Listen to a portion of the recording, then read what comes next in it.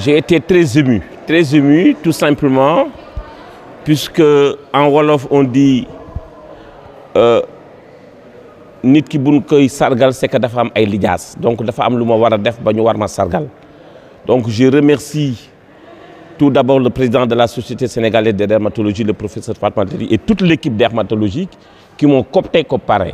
Ça c'est vraiment quelque chose de très flattant. Quand on vous nomme parmi tous les dermatologues du Sénégal, on vous nomme comme parrain, c'est vraiment quelque chose de grand. Donc je remercie d'abord le bon Dieu, mes parents qui ont fait peut-être ça de moi, et je remercie la Société sénégalaise de dermatologie. Bon, la dépigmentation est un vieux problème. Nous avons fait des études et un combat depuis plus de 30 ans. Il y a des avancées dans ce domaine. On continue à faire la sensibilisation, toujours à travers les réseaux sociaux, et je pense qu'on arrivera au bout un jour.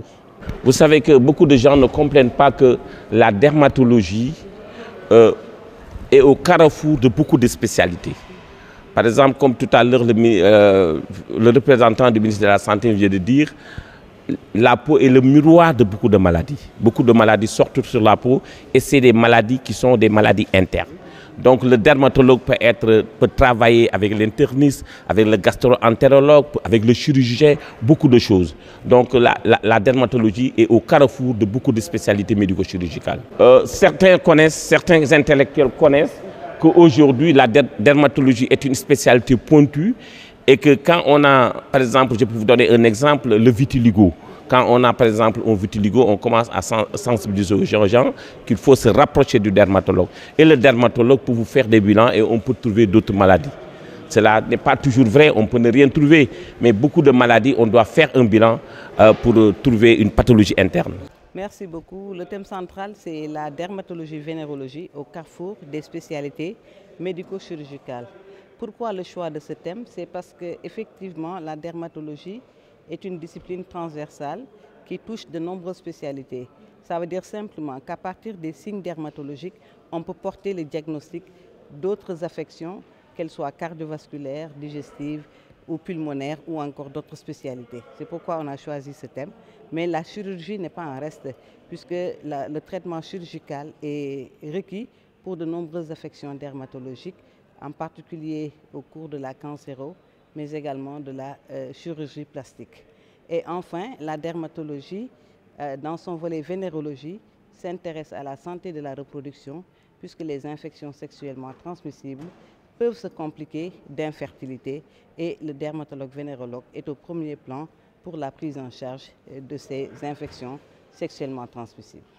Oui, je pense que pour tout ce qui est Afrique subsaharienne, on ne peut pas parler de dermatologie sans parler de l'impact de la dépigmentation artificielle, puisque la dépigmentation artificielle, encore appelée cosmétique volontaire, a un impact sur le plan des affections dermatologiques qui lui sont associées, qui peuvent être soit d'origine infectieuse ou non infectieuse, mais également d'autres maladies plus générales, puisqu'on sait que le diabète, l'hypertension artérielle, les pathologies endocriniennes et même des pathologies psychiatriques peuvent compliquer la dépigmentation cosmétique volontaire. C'est pourquoi chaque fois qu'il y a un congrès de dermatologie, je pense qu'on va quand même parler de l'impact de cette pratique sur nos consultations et sur la prise en charge de nos patients. Par rapport à ce congrès, c'est d'abord insister quand même sur les sous-thèmes, notamment les maladies émergentes et réémergentes. Comme vous le savez, ces dernières années, on a connu de nombreuses pandémies, que ce soit la Covid ou l'infection à monkeypox. Et ces deux pathologies ont des manifestations sur le plan cutané. Donc le dermatologue peut être aux avant-gardes dans le diagnostic précoce de ces pandémies. Mais la coopération sud-sud, comme vous l'avez vu, le public était constitué en majorité, bien sûr, de Sénégalais, mais il y avait d'autres nationalités, notamment le Maroc et les autres spécialités de les autres nationalités de la sous-région, Côte d'Ivoire, Cameroun, Bénin, etc. Donc, ça veut dire simplement que la coopération entre les acteurs de la dermatologie, que ce soit en Afrique subsaharienne, mais également au Maghreb, est incontournable aujourd'hui dans la prise en charge. Parmi nos étudiants qui sont inscrits en spécialité, la grande majorité est constituée d'étudiants marocains. Et aujourd'hui, on a eu nos collègues également du Maroc qui sont venus pour renforcer les capacités dans leur domaine d'expertise.